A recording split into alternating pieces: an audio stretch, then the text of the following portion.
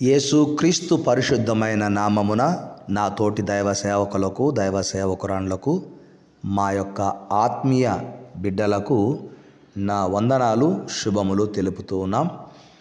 మన తండ్రి అయిన దేవుని నుండి ప్రభువైన యేసుక్రీస్తు నుండి సమాధానమును విశ్వాసముతో కూడిన ప్రేమయు మీకెల్లరికీ సదా తోడై ఉండునుగాక. మన ప్రభువైన యేసుక్రీస్తును శాశ్వతమైన ప్రేమతో ప్రేమించు మీ అందరికీ కృప విస్తరించునుగాక. ఆమెన్. ఈ ఆదివారపు రాత్రివేళ మనము ప్రార్థన చేద్దాం. ఈ దినమంతా కాపాడిన ప్రభువుకు కృతజ్ఞతలు చెల్లించుదాము. ఈ దినం వాక్యము ద్వారా నీతో నాతో మాట్లాడిన దేవునికి వందనాలు చెల్లించుదాము. ప్రార్థన చేసిన తరువాత అపోస్తలుల కార్యములు 6వ అధ్యాయము 8 నుండి 15 వచనాల వరకు మనకు ఒక వ్యక్తి కనపడతారు. అతని పేరు స్టెఫన్, విశ్వాస వీరుడు. అతని గురించి కొన్ని విషయాలు ధ్యానం చేద్దాం. మహాపరిశుద్ధుడా, ప్రేమ నమ్మకం కలిగిన మా తండ్రి, ఈ పరిశుద్ధ ఆదివార ఆరాధన దినము నాడు నాయన మీరు వాక్యము ద్వారా మమ్ములను మీరు దర్శించారు. మీకు స్తోత్రాలు. మీ వాక్యము మాకు వినిపించారు అంటే మీరు మమ్ములను దర్శించారు అని నాయన మేము విశ్వాసముతో భావిస్తూ ఉన్నాం. లేఖనము సెలవిస్తూ ఉంది, నిన్ను ఆశ్రయించు వారందరూ సంతోషించుదురు, నీవే వారిని కాపాడుదువు గనుక వారు నిత్యము ఆనంద ధ్వని చేయుదురు అని కీర్తన గ్రంథము 5వ కీర్తనలో కీర్తనకారుడు దావీదు గారు రాశారు. ఈ దినము ప్రభువా మరి ఆలయాలలో మిమ్మను ఆశ్రయించారు, ఆరాధించారు నాయన, ఆత్మీయమైన సందేశాలు విన్నారు, ఆశీర్వాదింపబడ్డారు. అందును బట్టి మీకు వందనాలు, స్తోత్రాలు. నీవే కాపాడు వాడవు, నీవే నిత్యము ఆనందమును అనుగ్రహించే దేవుడవు గనుక ఈ దినము మీ సన్నిధిలో గడిపిన గడియ ఎంతో గొప్పది, విలువైనది. మరలా రేపటి రోజు నుండి యథావిధిగా సేవకులు వారి వారి సేవలో సంఘ కార్యక్రమాలలో ఉంటారు. మా ఆత్మీయ బిడ్డలు వారి వారి ఉద్యోగాలలో వారు ఉంటారు. డాక్టర్స్ అయితే నాయన వారు హాస్పిటల్స్కు వెళ్ళి రోగులకు చికిత్స చేస్తారు. మా ఆత్మీయ బిడ్డలలో నాయన మరి వైద్య వృత్తిలో ఉన్న బిడ్డలందరినీ కూడా ఆశీర్వదించండి, దీవించండి. ఆయా డిపార్ట్మెంట్లో పనిచేసేటటువంటి వారందరినీ కూడా దీవించండి, ఆశీర్వదించండి. దేవా, ఈ దినమంతా మీ కృపచేత మీ లేఖనాల ద్వారా మమ్ములను నాయన మీరు బలపరిచినందుకై వందనాలు చెల్లిస్తూ ఉన్నాం. మేము మీకు విరోధముగా నాయన మిమ్మను బాధ పెట్టే విధముగా నేను వాక్యానికి విరుద్ధంగా మేము జీవించకుండా మా ప్రాణాత్మ దేహములను మీ స్వాధీనములో తీసుకొనమని మేము ప్రార్థిస్తూ ఉంటున్నాం. ఎందుకంటే దేవా, మేము ఈ లోకములో ఉన్నాము గనక అపవాది అనువాడు మా ఆలోచన విధానాలను ఎరిగిన వాడై వాటిని మార్చగలడు కనుక నాయన వాని ఆలోచనలు ఎరిగిన దేవుడవు నీవు గనక మేము అపవాది ఉచ్చులో పడిపోకుండా దయగల మా తండ్రి మేము వాక్యానుసారముగా నడుచుకున్నట్లుగా కృప చూపించండి. నేను వాక్యమును బట్టి నీ వాక్యమును బట్టి నేను నడుచుకుందును అని 119వ కీర్తనలో కీర్తనాకారుడు చెప్పినట్లుగా నాయన మీ వాక్యమును బట్టి మమ్మను నడిపించమని మీకు వందనాలు చెల్లిస్తూ ఉంటున్నాము. మహిమ కలిగిన మా తండ్రి, వాక్యమును విని విడిచిపెట్టు వారముగా కాక వాక్యానుసారముగా జీవించుదుము గాక. నాయన మీకు వందనాలు, స్తోత్రాలు. మా ప్రియ ఆత్మీయ బిడ్డలలో ఎవరికి ఏది అక్కరగా ఉన్నదో ఎరిగిన దేవుడవు, వారి అక్కరలు తీర్చమని కోరుకుంటున్నాను. దేవా, రేపటి రోజు దయగల మా తండ్రి మరి ఉద్యోగ విషయమై ఇంటర్వ్యూకి వెళ్ళే వారికి సహాయం చేయండి. అదేవిధంగా నాయన సంతానం విషయమై మరి భార్యాభర్తలు వైద్యులను సంప్రదిస్తున్నప్పుడు, డాక్టర్స్ దగ్గరికి వెళ్తున్నప్పుడు అక్కడ వారికి గొప్ప మేలు కలుగునుగాక అని ప్రార్థిస్తుంటున్నాం. సహాయం చేయండి. వృద్ధులను నాయన, విధవరాండ్లను, వయసులో పెద్దవారైనటువంటి నాయన మరి వారిని జ్ఞాపకం చేసుకున్నామని కోరుకుంటున్నాము. దయగల మా తండ్రి, అనాథ బిడ్డలను జ్ఞాపకం చేసుకునండి. దీర్ఘకాలిక జబ్బులతో బాధపడుతున్న వారిని, ఆయా సమస్యలతో సతమతమవుతున్న వారిని జ్ఞాపకం చేసుకున్నామని కోరుకుంటున్నాము తండ్రి. ఎందుకంటే మీ వాక్యము ఆదరిస్తూ ఉంది.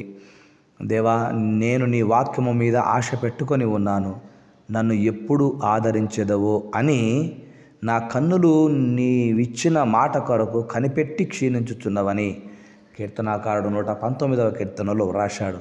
కనుక మీ వాక్యము మీద ఆశ పెట్టుకున్న మీ బిడ్డలు నాయన నిరాశపడకుండా, నిస్పృహలోకి వెళ్ళకుండా కార్యాలు జరిగించండి తండ్రి. మీ పైన ఆధారపడిన బిడ్డలను మీరు అన్యాయంగా విడిచిపెట్టే దేవుడవు కావు. సేవకుడైనా సేవకురాలైనా దయగల మా తండ్రి, విశ్వాసులైన ప్రభు మీ పైన, మీ వాక్యము పైన ఆశ పెట్టుకున్నారు. వాక్యం సెలవిస్తుంది, యెహోవా భూమి నీ కృపతో నిండి ఉన్నది అని వ్రాయబడి ఉంది. కనుక మీ కృపతో భూమిని మీరు నింపారు. ఆ కృపను ధ్వజముగా మాకిచ్చారు. మీకు వందనాలు, స్తోత్రాలు. అంతేకాకుండా యెహోవా నీ మాట చొప్పున నీ సేవకునికి నీవు మేలు చేసి ఉన్నావు అంటాడు. కనుక సేవకులకు మేలు చేస్తున్నారు. మీకు వందనాలు. విశ్వాసులకు కూడా, మా ఆత్మీయ బిడ్డలు, విదేశాలలో ఉన్న వారికి అందరికీ కూడా మీరు మహాకృపను చూపుతున్నందుకై స్తుతులు చెల్లిస్తూ, ఈ దినమంతయు మీ సన్నిధి కాంతిలో మమ్మల్ని నడిపించినందుకై వందనాలు.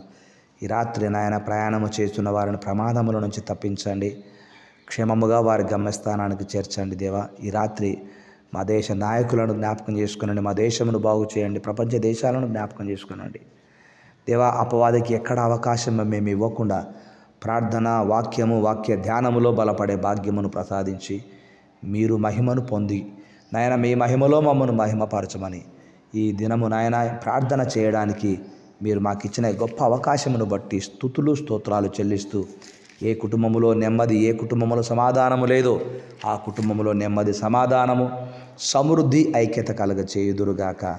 విడిపోయిన భార్యాభర్తలు మరలా కలుసుకొందురుగాక, సమాధాన పడుదురుగాక అని యేసు క్రీస్తు నామమున ప్రార్థిస్తున్నాను తండ్రి, ఆమెన్.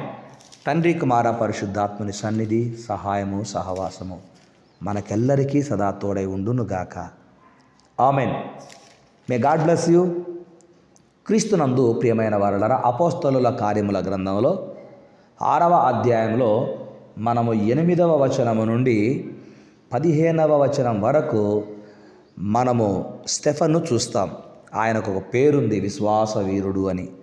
కనుక స్టెఫను అనగా కిరీటము లేక కిరీటము ధరించినవాడు అని అర్థము. మరణము వరకు నమ్మకంగా జీవించిన వాడండి. సంఘ పెద్దలుగా అభిషేకించబడిన 7గురిలో ఒకడు ఈ స్టెఫను. తనలో దేవుడిచ్చిన సామర్థ్యాలను కనిపెట్టినవాడు. ఒక స్టెఫనే కాదు, నీకు కూడా దేవుడు కొన్ని సామర్థ్యాలు ఇచ్చాడు. వాటిని కనిపెట్టగలిగితే నీవు దేవుని కొరకు గొప్ప సాక్షిగా జీవిస్తావు.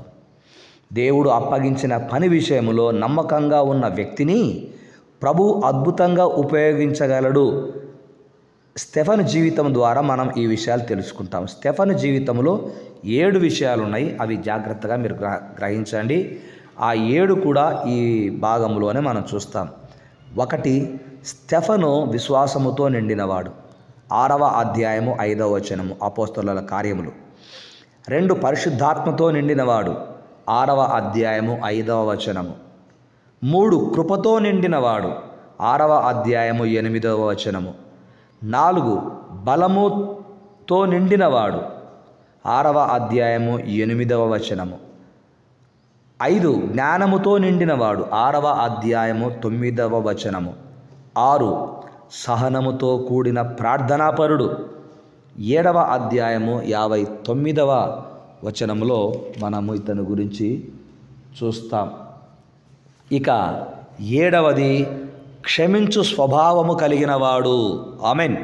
7వ అధ్యాయము 60వ వచనములో ఇటువంటి వారే సంఘాల అభివృద్ధికి, సంఘ సువార్త ప్రబలమై వ్యాపించుటకు కారకులుగా జీవిస్తారు. ఈరోజు నిన్ను దేవుడు ఏర్పాటు చేసుకున్నాడు. నీ ద్వారా సంఘము అభివృద్ధి పొందాలని, నీ ద్వారా సువార్త ప్రబలమై వ్యాపించాలని దేవుడు ఆశిస్తున్నాడని నీవు గ్రహించగలిగితే గొప్పగా దీవించబడతావు. 6వ అధ్యాయం 7వ వచనములో అపోస్తలుల కార్యములు, దేవుని వాక్యము ప్రబలమై శిష్యుల సంఖ్య యెరూషలేములో బహుగా విస్తరించెను, మరియు యాజకులలో అనేకులు విశ్వాసమునకు లోబడిరి. ఈరోజు నిన్ను ప్రభు ఎన్నుకున్నాడు. నీవు విశ్వాస వీరునిగా, వీరురాలుగా ఉండాలని ఆశపడుతున్నాడు. దేవుడు నీకు ఇచ్చిన తలాంతులను, సామర్థ్యములను గుర్తించి కనిపెట్టు. వాటిని బట్టి దేవుడు నిన్ను బలముగా వాడుకొనును గాక. Amen, amen. May God bless you. శుభరాత్రి.